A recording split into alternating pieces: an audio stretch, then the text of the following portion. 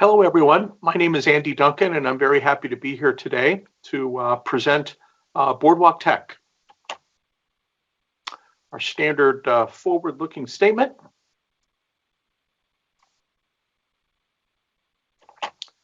Good. So let me tell you a little bit about Boardwalktech. We're based in Cupertino, California, with an operation in Mumbai, India. And Boardwalktech is the leading digital ledger data management platform. We work with large companies today.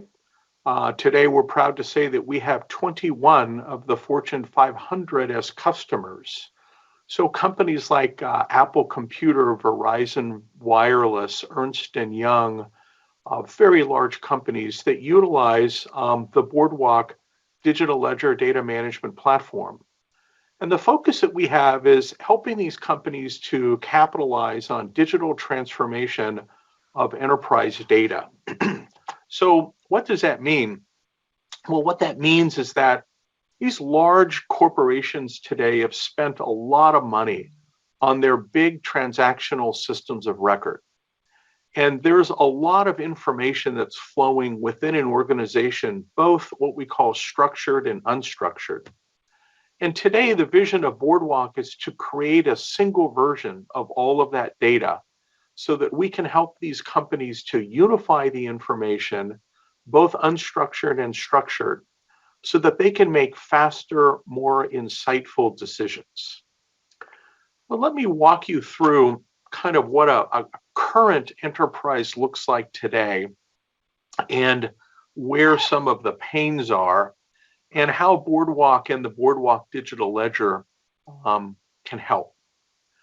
So on the left-hand side of the screen here is a bunch of spreadsheets. Now, I will tell you that Microsoft Excel is the #1 application in the world. There's about 1.3 billion users.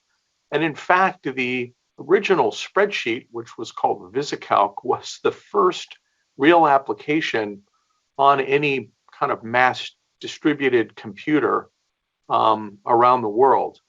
Spreadsheets have been around forever, and they're a very important part of our overall kind of business life.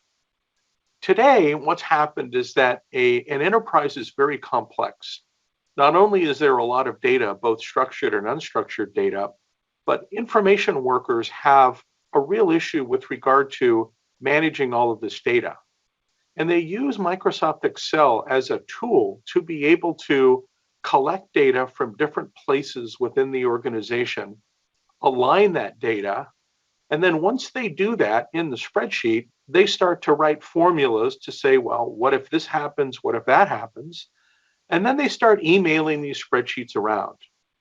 Frankly, most organizations have got thousands of these spreadsheet processes that are effectively running the business, because there's no other place for people to be able to grab this data and make sense of it other than lining it up in a row and a column in Excel.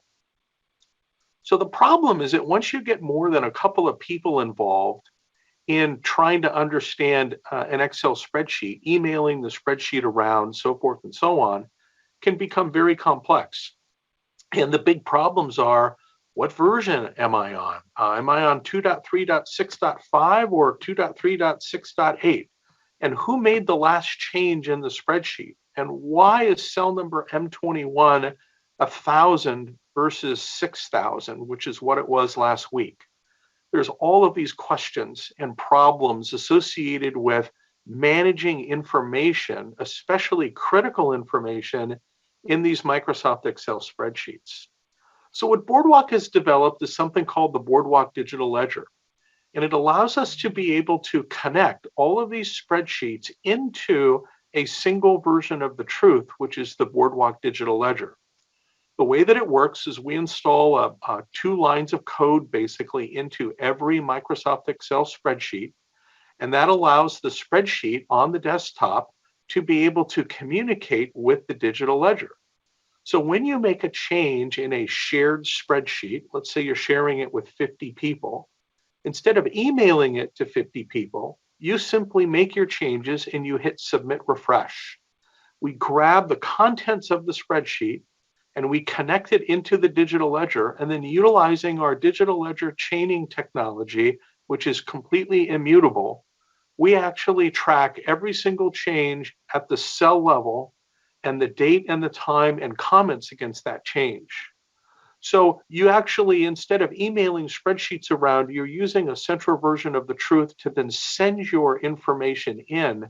So not only are we speeding up the exchange of data, but we're also have got this complete immutable record that allows everyone else, including party B or party C, to be able to see that Andy, using party A as an example, changed cell number M21 from 1,000 to 6,000, and now it's in the digital ledger. So if I'm party B, I log on, I actually securely connect, bring the changes from the server into my local spreadsheet, and I can see that Andy was the one that made the change on M21. Within the Boardwalk Digital Ledger platform, we have a host of tools that we provide, including workflow management, additional security tools, and connectivity into enterprise data so that we can actually pull data in from the enterprise or push data back to the enterprise as a result of the work in these spreadsheets. So why is this important?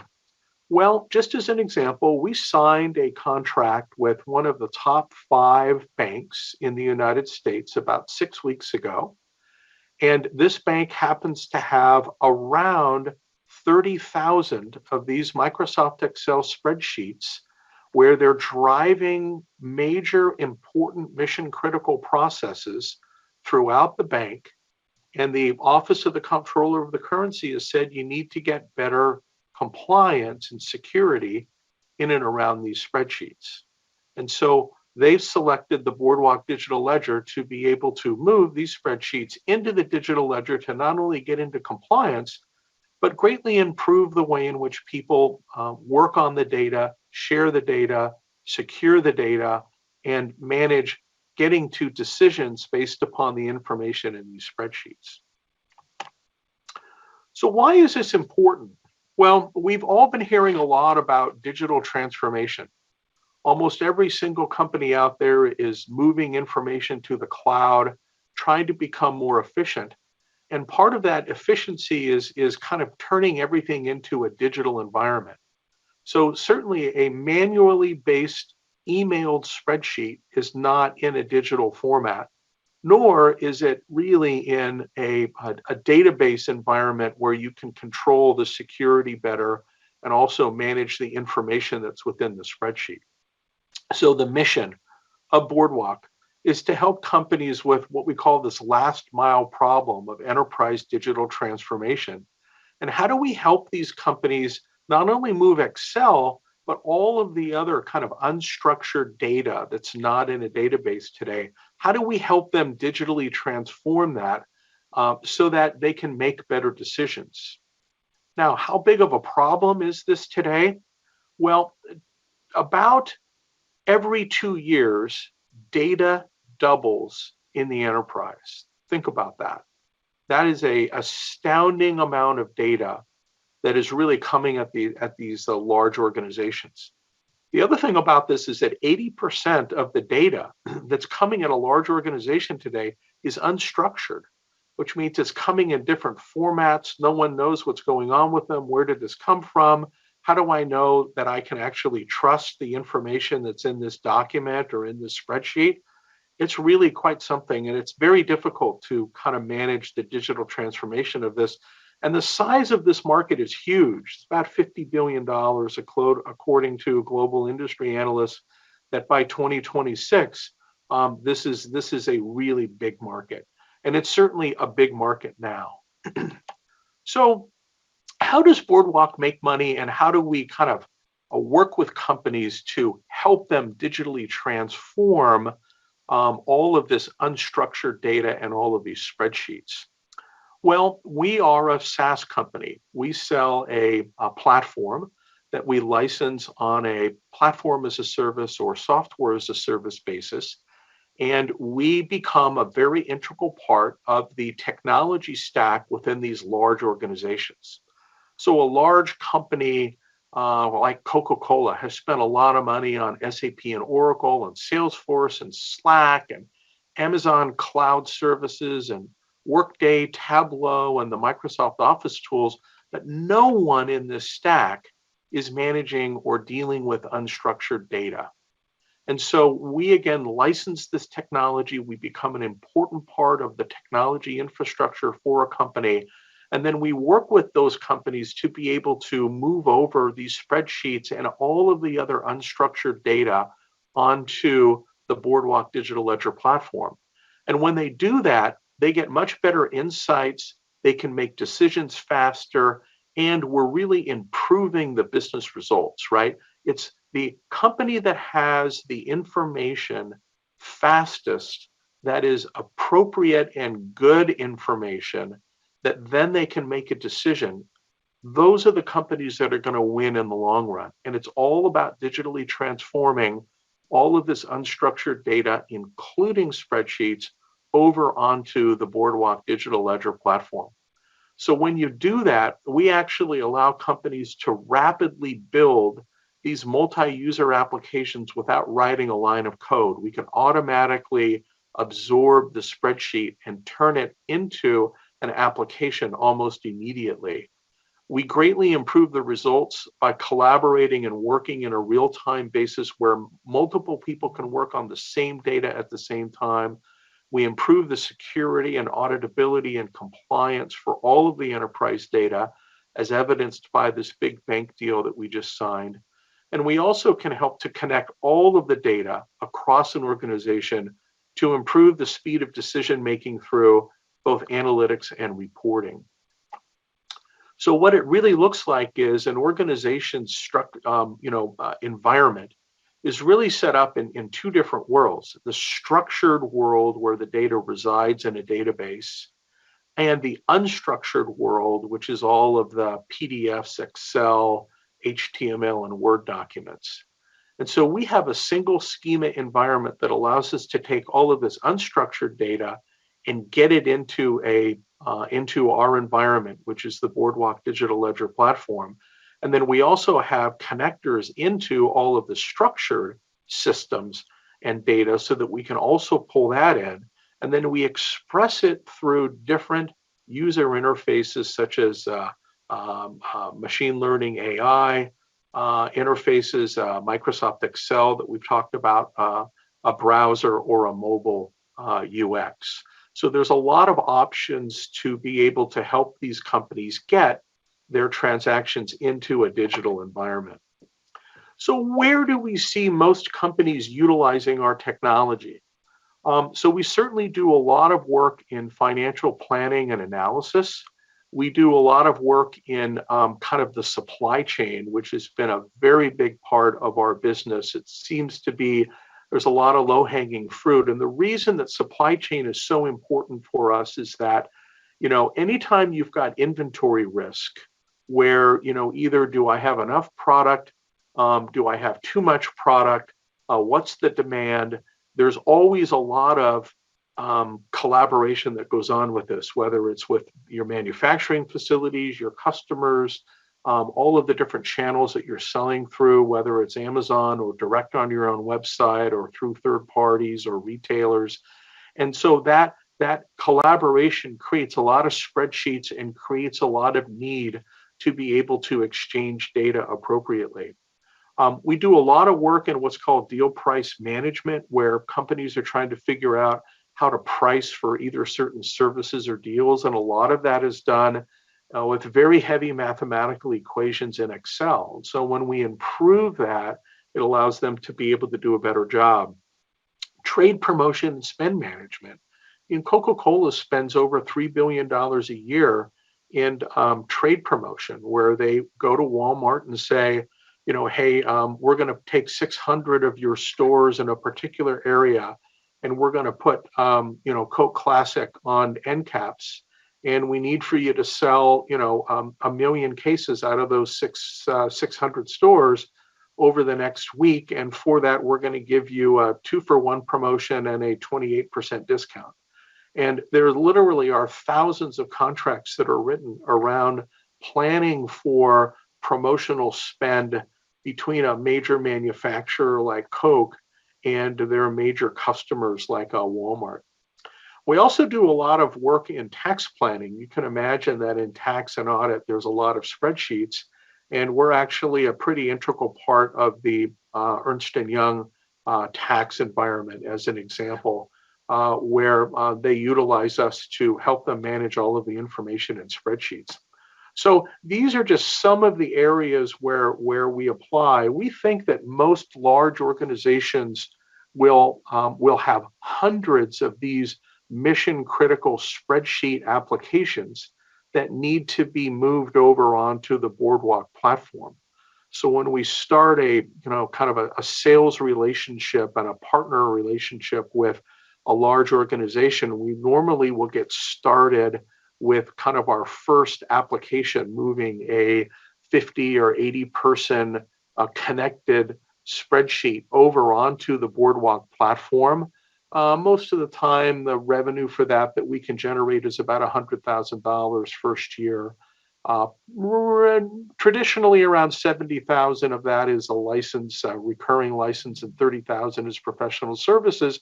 And then once we have the server kind of up and running, whether we're hosting it or it's behind their firewall, which will do both models, and the pricing is the same. It's all recurring ARR. Then we then start to layer on additional applications, and we start to do what we call land and expand, so that every day we're actually talking with our customers and increasing the current level of ARR that we've got within each of these companies.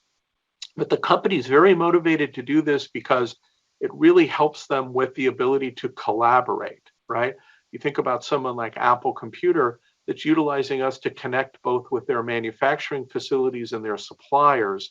So instead of emailing these spreadsheets around and waiting for an answer overnight, they're actually utilizing the Boardwalk Digital Ledger, where they're getting a real-time answer, and all of that information is all tracked and traced all the way down to the cell level, where it's we've got an immutable record of what was committed to by both parties. So that collaboration is greatly improved.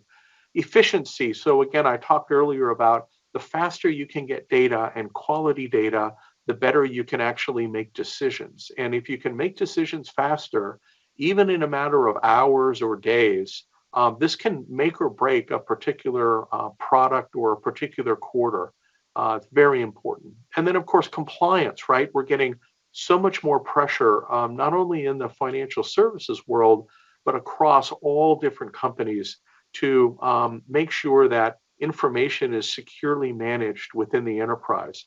And when you're emailing spreadsheets around in the open, and you've got potential data in there that you might not want out in the open public, this can be a problem. And so utilizing the Boardwalk Digital Ledger for compliance and security is really much better than emailing them. And of course, the auditability of this, because all of the data is sitting in the digital ledger with the historical perspective down to the cell level of what change was made, the date, time, and who made that change, provides this auditable environment that no one else has today.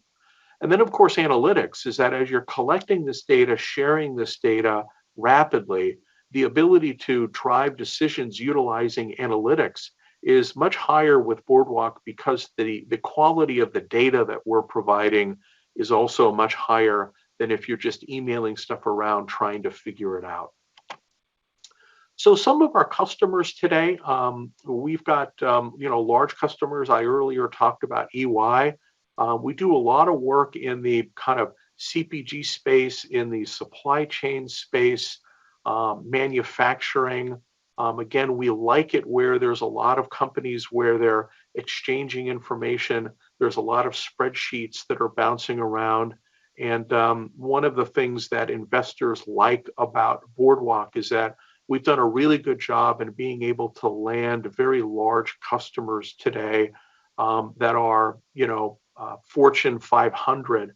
We've been through a lot with these customers, whether it's, auditing our security or really testing the upper limits of our technology and have always come through with flying colors. And we're very proud of all of these customers that we have today, and there's many more that are coming.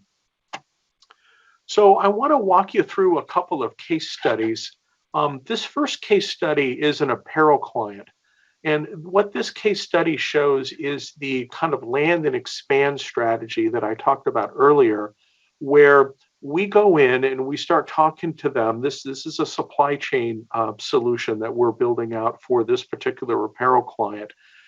And we started out with helping them to establish what they call seasonal planning. So most apparel clients will do planning on a quarterly basis or 4 seasons, and they're collecting data from their customers, they're collecting data from their product people, they're collecting data about pricing, and they're basically trying to put together a seasonal plan that says, you know, how many boots do we think we're going to be able to sell through this channel, and which boots are new, which ones are existing, which dresses are new, you know, any type of apparel. And so we started out with improving their seasonal planning, and actually we were able to take in that planning time that normally was taking them 7 weeks per quarter to plan for the out planning seasons. We were able to reduce that to 3 weeks. And we did that because of the ability to share the information amongst everyone in a real-time basis and get everyone on the same page seeing the same data. We then moved to a production planning system where the seasonal planning fed into the production planning to say, okay, this is what our plan is for, call it, you know, winter Q4 of 2024. What type of production plan do we have to have in order to meet the needs of our seasonal plan? And then, of course, you've got product order generation, buy plan forecasting, and store management. So these 5 have been completed, and each one feeds off of each other, and each one previously was done in a big, messy, hairy spreadsheet that we then automated over and greatly improved onto Boardwalk. The boxes here shown in white are applications that we're in the process of building now on a stepped basis with this client. And so every time we add the next application, such as raw material planning, that will add an additional revenue stream to Boardwalk by adding on this next application. So this is how we land and expand within an organization. Some of them will go faster, some of them will go slower. And it's really all about how quickly we can assimilate these spreadsheets, but also, which is fast on our end, but how quickly can the organization manage the change? But it's mass value by being able to do this. The next ROI I'll show you is a company called ON Semiconductor. They're a $6 billion semiconductor company in Arizona. And they had a problem with RFQs. They were getting about 25 RFQs in a day. And basically, these RFQs and RFPs are very complex spreadsheet processes that come in. And it might be coming in from Dell, or it could be coming in from Cisco saying, you know, I need 1 million chips with the following attributes or combinations. And I need it by, July 15th. And how much will you quote me for that? And so there's about 10 or 15 individuals within OnSemi that would have to touch these big spreadsheets to provide their pricing component back, that then would get aggregated and sent back as a response to the customer. And that was taking about 7 days. Well, by automating this system for them, which took us about 6 weeks, we were actually able to reduce the number of days of response time down to 2. We improved the manpower efficiency by about 60%. And lo and behold, because if you can respond quicker to an RFP, RFQ, you're going to have a higher close rate. And so we saw about a 20% increase in sales conversion for this customer because they were using an automated system to be able to respond back to these 25 RFQs a day, providing a terrific ROI and a great kind of 1-year savings. And this particular application has become very strategic now because we've got the historical component that we've loaded into this that allows them to be able to see, well, what was our margin on the last quote that we gave them? Do we want that same margin? Do we want to better the margin? Is there something that we need to know? So the historical perspective is a very important part of this. And we've really added a lot of value for On Semiconductor. This is multiple applications now running there. So let me give you a kind of a snapshot of Boardwalk. We went public in 2018 through an RTO on the TSX-V. And at the time that we did that, we also transitioned the company from what was historically a perpetual sales model where we were selling licenses on a kind of one-time basis into the enterprise. And we transitioned to a SaaS model in 2018. We've had a little bit of a hangover with regard to that, those perpetual licenses, as we've been able to transition a lot of them over into the SaaS model, but it's caused us to have a bit of flat revenue for a couple of years as we've been kind of finishing up that transition. However, things are very positive going forward into kind of our next fiscal year, as I'll talk about in a moment. Again, 21 now of the Global 1000 are Fortune 500. We've got 68% of our revenue from multi-year annual recurring licenses, and that continues to go up. Our pipeline is very strong, even after closing a significant deal with this top 5 bank in the US. Our pipeline actually is continuing to grow. And we're seeing our recurring license revenue grow at a 33% CAGR. So again, while we've been cleaning up the old perpetual business, we're really starting to see the hard work that the team has put in with regard to building that recurring license revenue start to pay off. And I think you may even see a much higher CAGR as we go forward into the next quarters ahead of us. And of course, we've got 100% retention on all customers since the kind of launch into this SaaS model in 2018. From a traction standpoint, our solution's really sticky, and I know a lot of you guys like that. Once we get in, it's pretty hard to get us out, and we continue to add value, stay very close to the customer, and look for that next opportunity for us to be able to drive revenue and recurring revenue. And remember that we think that most companies will have anywhere from 100 to 200 of these mission-critical spreadsheet processes that need to be transitioned over into a digital world. And that's part of our land and expand. So once we get in, we never let go. We keep looking for that next opportunity, really creating a deep and sticky partnership with our customer. We continue to bring on new customers. You've seen press releases where we're doing that. And also, we're seeing a real broadening adoption of the solution. We're super excited about the financial services market that we've now entered into with this top 5 bank that we've landed.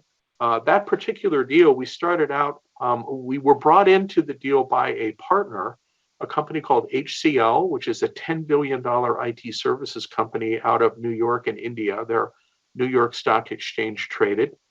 HCL works with many financial institutions, providing them support and IT services and strategy consulting. And I did a presentation a couple of years ago to their financial services industry leadership team in London, and they remembered that, and they came back to us when this bank approached them and said, we really have got to find a way to solve a problem for these 30,000 spreadsheets. The Office of the Comptroller of the Currency is on our tail about this, and we need to solve this problem. And so they came to us, they asked us if we would partner with them. We started out with one business unit. We ended up going through due diligence with that business unit. We then went to the second business unit who had heard about us. We went through due diligence with them. We went to a third business unit, which this bank is made up of 3 major business units. They said, gee, we want to do the same thing as the other 2 business units. And we ended up doing an enterprise deal all the way at the CIO level at a much higher revenue rate than we thought we were going to originally have when we first started the discussion because we were only going to be in one business unit. So this is a real kind of transitional deal for us.